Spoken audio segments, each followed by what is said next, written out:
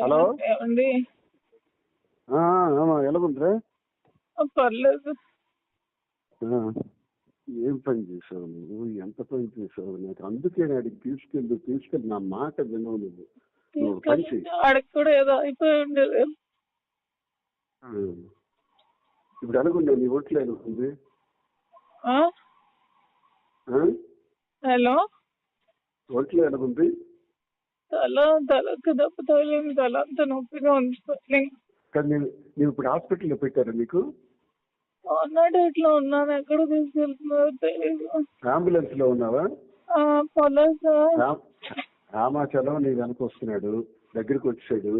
ఎవరు? రామాచలం ఆల్రెడీ వచ్చాడు.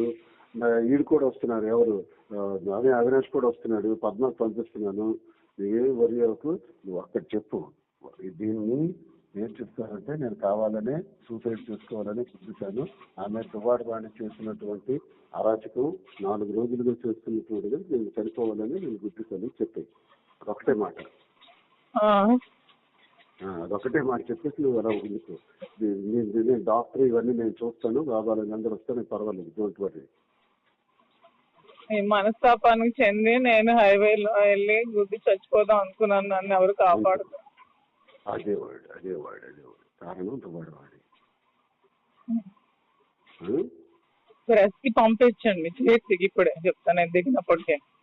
ఎవరికి? ప్రెస్ కి. నువ్వు ఎమోషనల్ కావకు.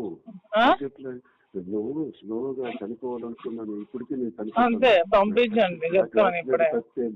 యాక్సిడెంట్ తప్పింది అనేసి యాక్సిడెంట్ చనిపోదామని నాకు నేనే చూపించాను. అభికి చెప్పి అర్జెంట్ గా చేసి పంపించమని. బానే ఉన్నాను. ఎయిర్ బెలూన్స్ అన్ని ఓపెన్ అయ్యాయి. అవినాష్ వస్తున్నాడు, హేమ వస్తున్నాడు. ఫస్ట్ నీ దగ్గర హేమచంద్ర వస్తున్నాడు. ఫస్ట్ డ్రెస్ వాళ్ళకి అవినాష్ చెప్పి జిహెచ్కి అర్జెంట్ గా వెళ్ళమనండి, సూసైడ్ అటెంప్ట్ చేసిందని చెప్పి మనండి. అభికి ఎవరికో ఒకరికి చాలు. నీ దగ్గరికి అర్జెంట్ గా నేను ఆల్రెడీ మెసేజ్ పాస్ చేయించేస్తాను.